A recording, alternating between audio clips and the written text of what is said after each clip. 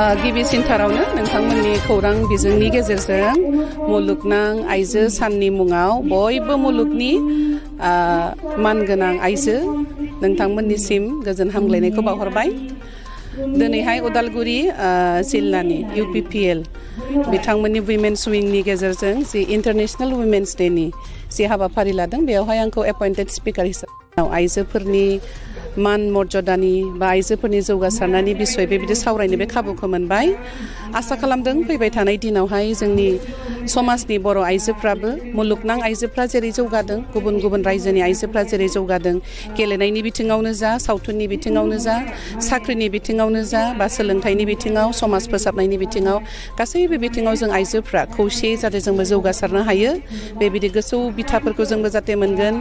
बा जोङो बेबायदिनो राजखान्थि बिथिङाव मोनसे सोलायनायखौ लाबोनो हाथों आरो रांखान्थि बिथिङावबो बेबायदि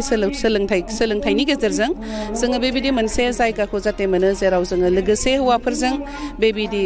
देशनि बा रायजोनि बेबायदि थांखि बिथांखि लानायफ्राव लोगोसे जिरायफानो बे खाबुखौ जाहाथे आइजोफोरनो होयो आं गुरै खावलायबाय। आरो जोङो बर' आइजो बा जोङो बेबायदि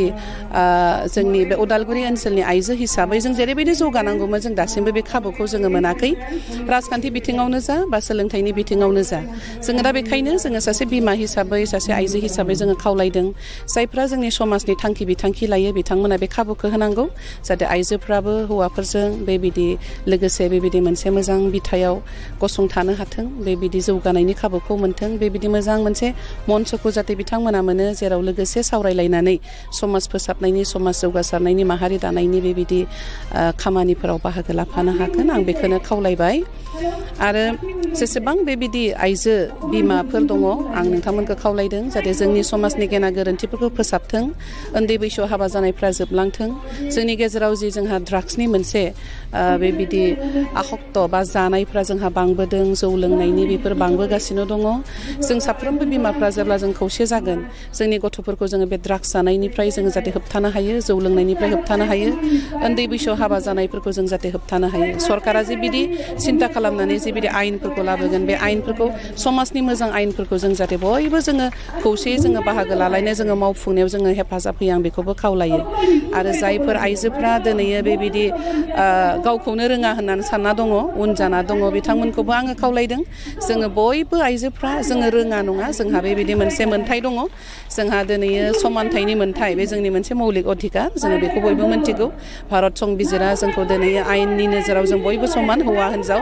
जोङो बेनिखायनो जोंनि साननायखौ जोङो सोलायनो नांगौ जायफोरा जि फिल्डआवहाय खामानि मावदों गेलेग्राया गेलेगिरि हिसाबै फाव खालामग्राया फावगिरि हिसाबै जायफोरा एडमिनिस्ट्रेटिभ लेभेलाव खामानि मावदों सोरबा UPSC बेबायदि आनजादफोरखौ होनो थाखाय साग्रिद जादों सोरबा APSC बेबायदि साग्रिद जादों नोंथांमोना बेबायदि जौगालांनांगौ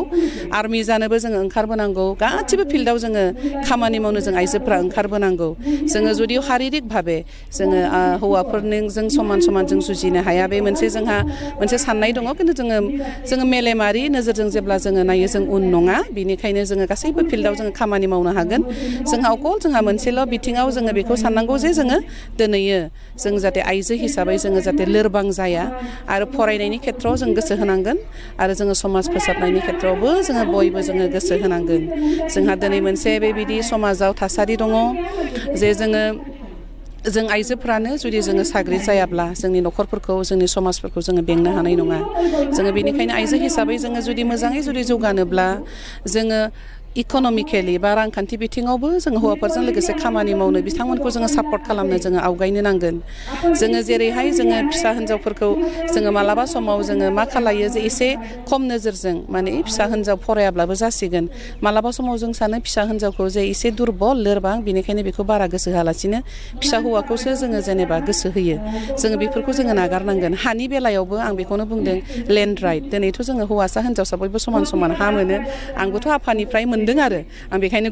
गुबुन बिफाफोरखौबो आङो खावलायदों आरो जोंहा जेरै जोंनि आफाया जोंनोबो बेबायदि फिसा हौवाजों लोगोसे जोंनोबो माने समान हाफोरखौ होदों बे मोन्थायखौ आरो बेखायनो गुबुनफ्राबो जाहाथे फिसा हिन्जावखौ जुदि समानै जुदि जौगानांगौब्ला जों बिसोरनो जों खाबुखौ होनांगोन बे नोजोरा जाहाथे हौवा समाजाव बेयो फैथों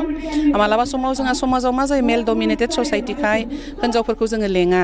हिन्जावफोरनि बुंनायखौ जोङो खोनासङा जोङो बेखौ खालायालासिनो जिहेतु दिनैनि मुगाया दिनैथ' जोंहा बे 2023 मायथाइया डिजिटेल अल बा डिजिट अल दंखायो जोंहा इनोभेटिभ एन्ड टेक्न'लजिस बेवहाय जोङो इकुवेलिटिनि खोथा बुंदों समानथिनि खोथा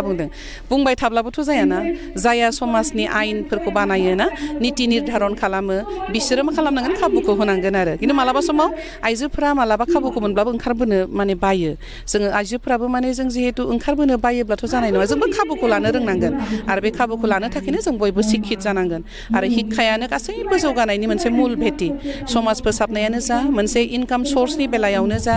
बा जोङो समाजखौ रैखाथि होनायनि बेलायावनो जा बा जों गोजोन थासारि सोरजिनायनि बेलायावनो जा सोलोंथायानो जोंहा मुल मोनसे भेटि बेनो सोलोंथायानो जोंखौ माने गासैबो बिथिङाव जौगाहोगोन दा जुदि मोनसे समाजा जौगानोब्ला जोङो जिहेतु समाजनि आधा अंशआनो जोंहा महिलाफोर आइजोफोर दा बेनिखायनो जोङो जुदि मोनसे समाजा जुदि गोग्गोम बेबायदि गेरेमसा महर मोननोब्ला हौवा आरो हिन्जाव मोननैबो दोलोआ जोंहा जौगाब्लासो जोङो गोजौ मोनसे जायगाखौ जोङो मोनगोन आरो आं बेखायनो मटिभेट खालामो दिनैनि आइजोफोरखौ नोंथांमोननि मेडियानि गेजेरजों जों जाहाथे गावखौ उन्दै साना उन जानानै दङ बेखौ साना बयबो जोङो मेन्टेलि जोङो माने जोङो साग्रिद जानो हक जोङो थाम थिम जानो हक जि चेलेन्जेसफोरानो फैया मानो जों जाहाथे बे चेलेन्जफोरखौ जों मोगा मोगि जानानै जोंनि समाजखौ जोङो जौगाहोनायाव हादर जौगाहोनायाव जोङो समाज दानायनि बेलायाव जों जाहाथे गासैबो साखा फारा जानानै जोङो बाहागो लानो हायो आरो अकल दिनै जोङो नुनो मोनो जोंनि आइजोफोरखौ जेब्ला इलेक्सन फैयो बे समावल' जोङो बिराद सांग्रां जायो इलेक्सना जोब्बाय सरकारा दाखांबाय जोङो गैला बबेयाव थांखो अकल बे दिनावल' नङालासेनो जों गासैबो दिनाव 365 डेजआव जुदि आइजोफ्रा जोङो जुदि सांग्रां जाना थायोबा गावनि गथ'खौ फोरोंनायनि बेलायाव जोङो मरेल केरेक्टार दानायनि बेलायाव बे गासैबो बिथिङाव जेब्ला जों सांग्रां जानानै थागोन दिनै जोङो नुदों अक्ट'बरनि 2 तारिख जौ होबथानाय सान जोंहाथ' जेबो एक्टिभिटिस गैया आइजोफ्रा दिनैसिम बा जोङो नुदों दिनै मा होनो 5 जुन बिफां गायोना बे दिनावहाय जोङो आइजोफ्रा बे दिनावबो जोङो बिफांसो गायनांगौ प्रिथिबिखौ जोङो रैखाथि होनांगौ ना बेफोरावबो जोङो खामानि मावो बेफोरखौबो जोङो लानांगौ अकल बे 8 मार्चल' नङा जोङो जौ होबथानाय सान बा एन्टि ड्राग्स डे जोंहा 26 जुन बेफोराव जों आइजोफोरा जाहाथे माने मैखोमै बाहागो लायो गुबुन गुबुन एक्टिभिटिसफोरनि गेजेरजों अब्लासो जों अल राउन्ड जों मोनसे डेभेलपमेन्टखौ आइजोफोरखौ जोङो लाबोनो हागोन आरो अकल बोसोराव जुदि सानसे 8 मार्चआवल' जोङो सांग्रां जाबाय बा 5 बोसोरनि उनाव जेब्ला इलेक्सन फैबाय अब्लाल' जोङो सांग्रां जाबाय बिदिब्लाथ' जोङो देरहासार जानो हानाय नङा दा बेनिखायनो जोङो जि लेभेलावनो जा गामियावनो जा सोहोर ओनसोलावनो जा जों बयबो आइजोफोरा जोङो सांग्रां जाना थानांगौ जोंनि समाज बिथिंखौ जौगाहोनो थाखाय अब्ला आङो फोथायदों आरो निस्सय जोङो जेरै गुबुन हादोरफोराव नुदों आइजोफोरा माने समान समान खामानि मावदों जोंबो बेबायदि खामानि मावनो हागोन आरो आङो मोनसे समाजखौ खावलायनो इच्छा खालामदों आइजोफोरनि प्रति सिन्ता धाराफोरखौ जाहाथे सोलायो आइजोफोरखौ सनमान होनो जाहाथे सोलोङो आइजोफोरनि प्रति मान सनमान एखे माने मोनसे बेबस्थाफोरखौ लानो बे खाबुखौ जाहाथे होयो आं बेखौ खावलायबाय